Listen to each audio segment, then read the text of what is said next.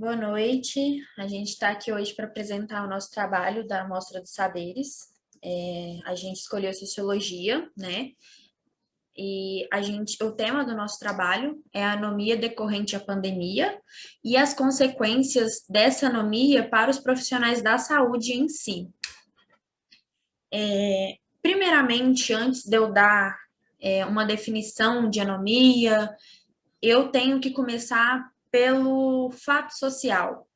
E lembrando que tudo isso é sobre o estudo de um sociólogo chamado Emile Durkheim, que é bem conhecido, né? Ele fala sobre essas três definições que eu vou falar agora: fato social patológico e a anomia. O fato social seria, em si, a vida em sociedade mesmo, seguindo uma regra, a forma de agir, entendeu?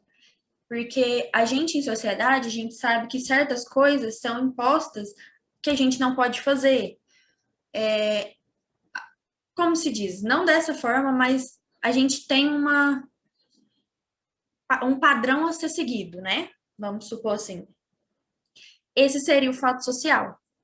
O fato social patológico seria o que foge disso, o que foge da normalidade, sabe? O diferente, vamos supor assim. Ele traz, são, assim, acontecimentos excepcionais, que atinge a minoria, sabe? A minoria da sociedade é atingida por isso. Então, a gente pode citar, né, muitas coisas. Doenças são um fato social patológico, crimes são um fato social patológico, mas a anomia em si é a maioria modificada, entendeu? Uma desordem social mesmo. Ela afeta, talvez assim, socialmente tudo.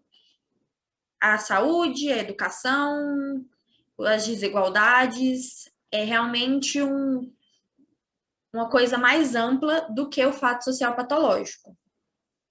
E a anomia vem, assim, a gente vem presenciando, né, que é a falta de regras que a gente vem vivendo durante esses 2 anos de pandemia que a gente está enfrentando. A gente vê que cada vez mais a sociedade perde os seus valores, perde o seu eixo mesmo, e a gente acaba perdendo a linha de se viver em uma sociedade. A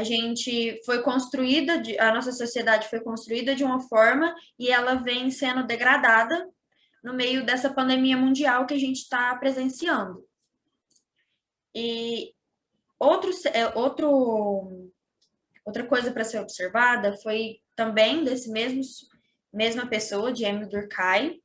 Ele cita que a solidariedade em sociedade é essencial, porque é uma coisa lógica da gente se ver.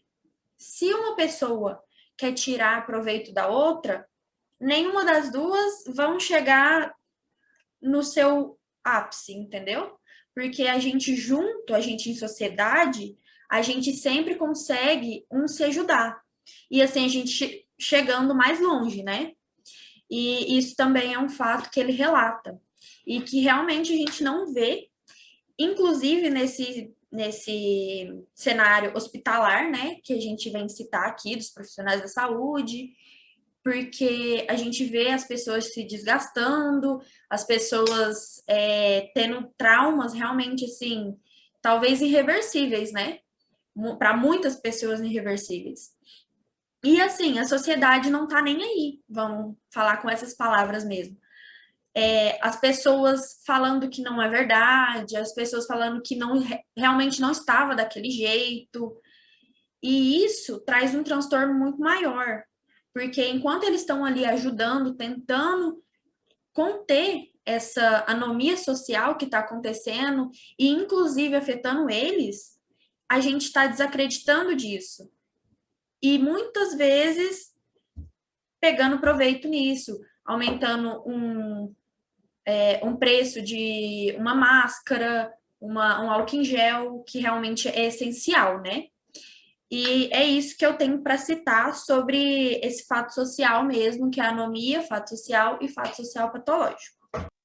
Boa noite, pessoal. Eu sou a Esther e a partir daqui, né, eu vou dar início ao nosso tema, que é sobre como a pandemia, né, afetou drasticamente a vida, né, dos profissionais da saúde.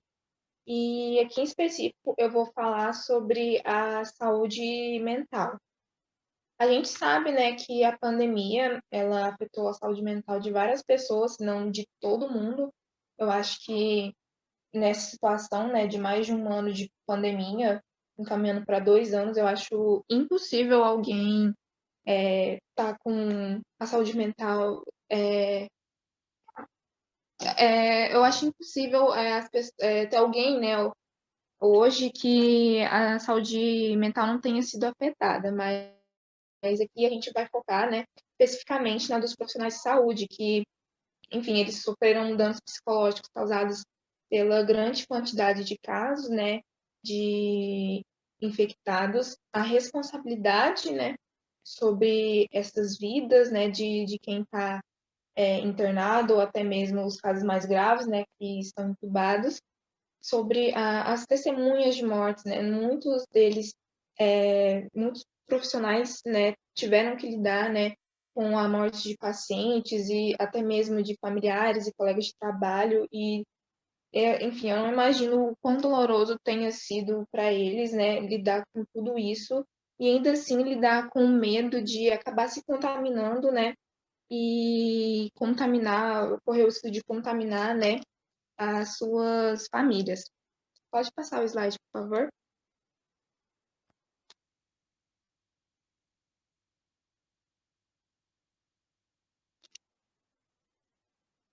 Bom, enfim, não só apenas a vida profissional deles foram afetadas, mas como também a vida pessoal, né? Onde alguns deixaram de voltar para casa, né?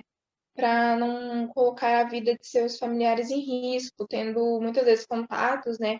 Apenas virtualmente, durando meses, sabe? E fora isso também os casos de discriminação, né?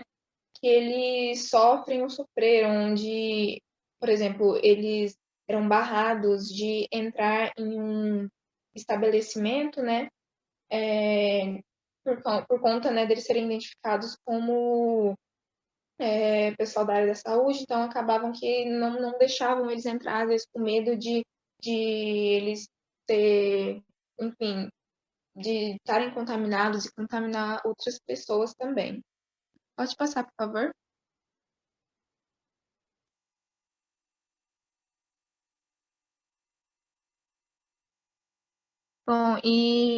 Bom, devido a tudo isso que eles têm presenciado, né, muitos desenvolveram diversos problemas mentais, como a ansiedade, choros repentinos, desgastes emocionais a todo momento, fora o fato de que quase 90% dos enfermeiros é, tinham apresentado, né, sintomas da síndrome de Burnout, que é um distúrbio emocional, né, que causa exaustão extrema, estresse e até esgotamento físico, muitas vezes resultante dessas situações, né, que eles têm vivido no trabalho, pelas longas jornadas de trabalho, tudo que eles estão tendo que enfrentar, tanto dentro do hospital quanto...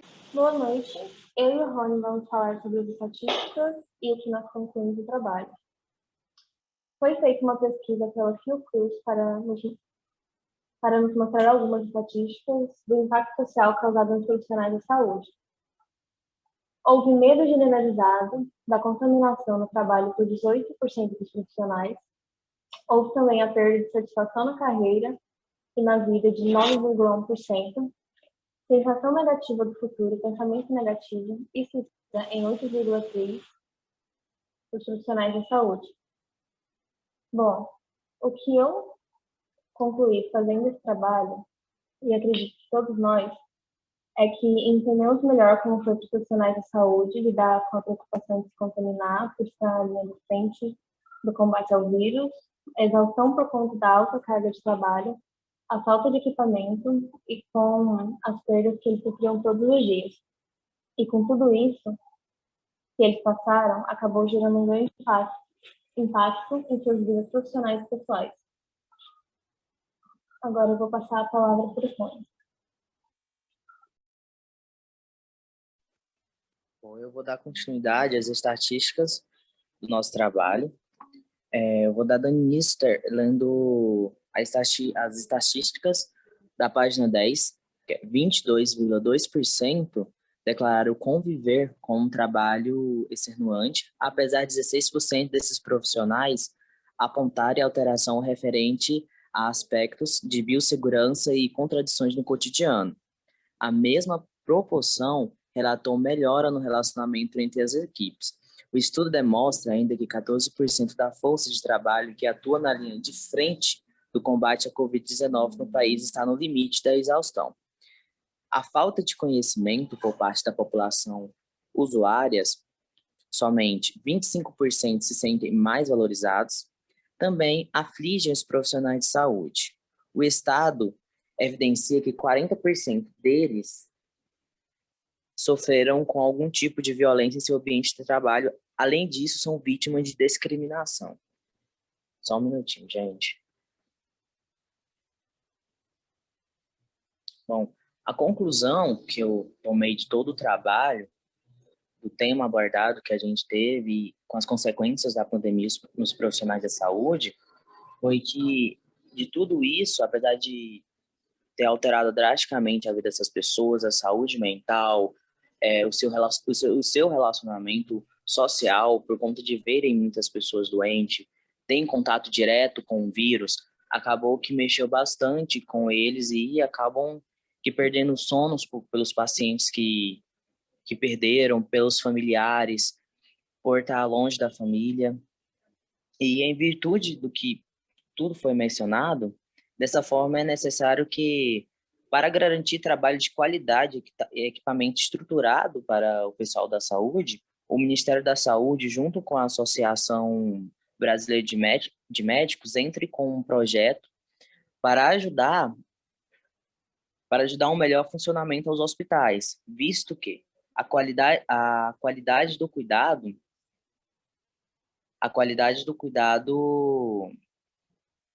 a saúde depende também da maneira pela qual o sistema encara as necessidades e a subjetividade dos trabalhadores nos exercícios de suas tarefas.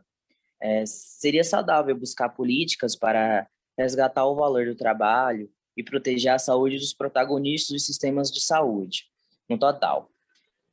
Acredito que a gente cumpriu todos os objetivos que a gente tinha proposto, dando as informações das condições dos profissionais da saúde.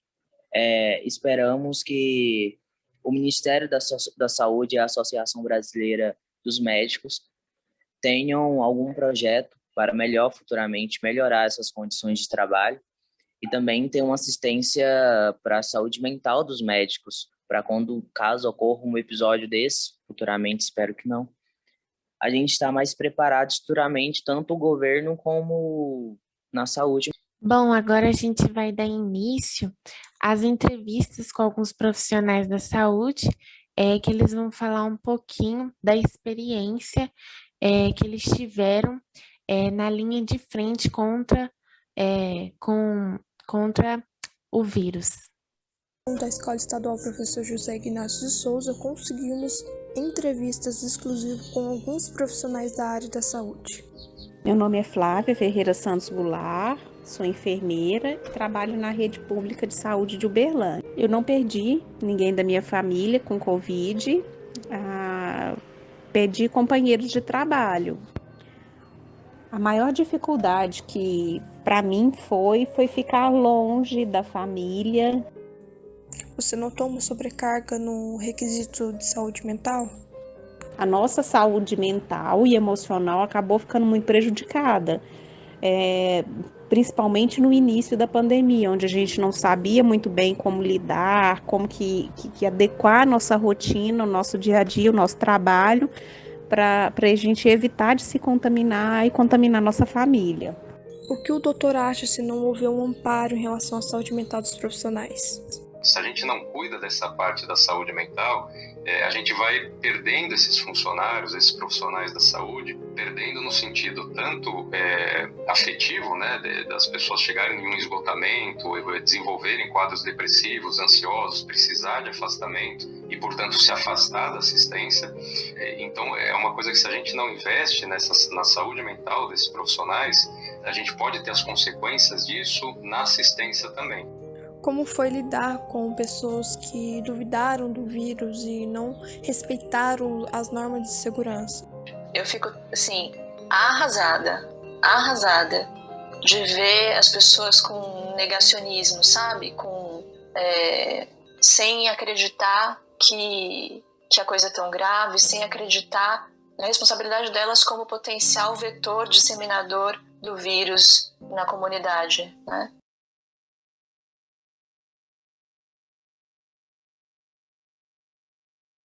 Nós sentimos muito mesmo o impacto da contaminação do vírus, porque nós tivemos perdas de pacientes muito jovens que lutaram, né, pela sobrevivência e, infelizmente, apesar de todas as manobras, de toda a assistência, de todos os tratamentos possíveis, nós perdemos muitas pessoas jovens. E isso trazia para a nossa equipe um ambiente de muita instabilidade. E essa instabilidade gerava muitos conflitos internos e uma sobrecarga emocional. E, na verdade, nós sofremos tanto uma sobrecarga emocional devido ao enfrentamento ao luto, né? Familiares perdendo, famílias perdendo, às vezes mais de um familiar ao mesmo tempo.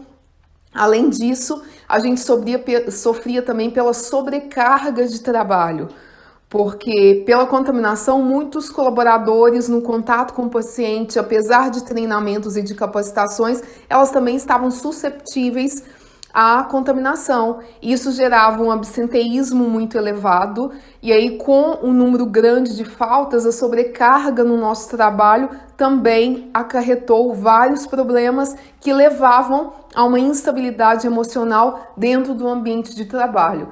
Então, nós, enquanto profissionais da área da saúde, nós sofremos muito mesmo o impacto emocional. Dentro das nossas casas, no início, a gente tinha várias práticas para permitir com que a nossa família tivesse uma prevenção em relação ao que a gente trazia do hospital. Mas isso, com o tempo, a gente foi deixando algumas práticas. Então, às vezes, a gente levava uma troca de roupa, saía do trabalho, já se trocava para entrar dentro de casa. E, com o passar do tempo, isso foi ficando um pouco mais leve. Mas o início da pandemia gerou muitos conflitos, geraram muitas incertezas. Apesar de treinamentos, de capacitações, de admissão em grande massa de colaboradores, de apoio psicológico que a gente tinha e fornecia para os nossos funcionários, nós tivemos um colapso na saúde. E a gente percebeu quando a gente não tinha leito para admitir mais paciente, quando a gente precisava, às vezes, tirar algum paciente um pouco mais estável das UTIs, que às vezes não tinham condições de alta, para liberar um leito para um paciente gravíssimo, que não poderia ficar em uma enfermaria. E aí a gente fazia tantas manobras para tentar salvar pacientes, fazer um giro mais rápido de leito para encaminhar pacientes para as UTIs, que teve momentos que nós transformamos alguns setores dentro do hospital em UTIs.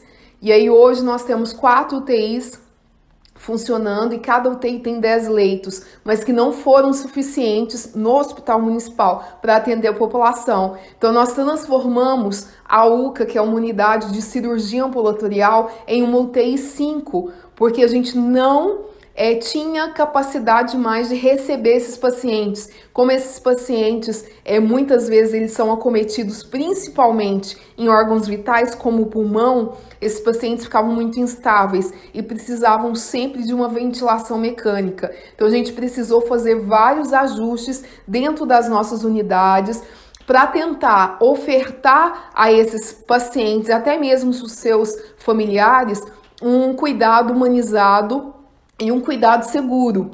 Mas para isso eu precisei realizar vários giros de leitos, fazer várias internações em algumas unidades, mesmo não sendo a unidade que possivelmente fora de uma crise eu não admitiria aquele paciente grave, por exemplo, em uma enfermaria. E aí a gente foi aumentando leitos no nosso hospital campanha e a taxa de ocupação, quando a taxa de ocupação subia acima de 90%, a gente já ficava preocupado, mas nós já tivemos ocupação, uma taxa de ocupação acima de 98%. Então nós tivemos sim à beira de um colapso na saúde. E hoje, graças a Deus, felizmente, nós estamos respirando com um pouco mais de tranquilidade, porque nós confiamos que essa pandemia já está no seu final, já está terminando, e nós somos agradecidos a Deus por tudo, pelo Senhor ter nos sustentado até aqui. Somos gratos pelo trabalho de excelência que foi feito à população aqui de Uberlândia. Então nós agradecemos aos nossos colaboradores, incluindo técnicos, enfermeiros, fisioterapeutas, os médicos, toda a equipe que se empenhou para fazer com que a saúde conseguisse caminhar mesmo em meio a uma pandemia. Então eu deixo aqui a minha gratidão. Perdeu alguém da sua família com Covid-19? Sim. Você notou uma sobrecarga no quesito de saúde mental? Muito.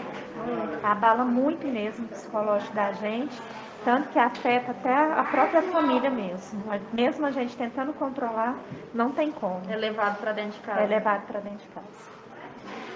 Mediante a situação crítica e esgotamento emocional e físico, houve também um colapso na saúde pública. Em qual foi o momento mais desconcertante na crise? Falta de leitos, material suficiente para atender aquela população. Isso foi o mais difícil. Certo, esse foi os relatos que a gente conseguiu, né, que a gente fez algumas entrevistas, e eu queria só concluir mesmo que ao ouvir esses relatos a gente tem consciência um pouco mais de como foi uma mudança drástica no meio social mesmo, né, no meio hospitalar, inclusive, porque no meio social a gente viu um desgaste muito grande, uma falta de solidariedade muito grande. E já na área da saúde, eles tentavam se ajudar muito, né? Isso é importante ressaltar, que a gente também viu algumas pesquisas que a equipe em si melhorou, mas a sociedade não dá um suporte ao indivíduo, entendeu? É o que torna essa anomia social, né, tão drástica assim. E eu encerro assim a minha parte. Se alguém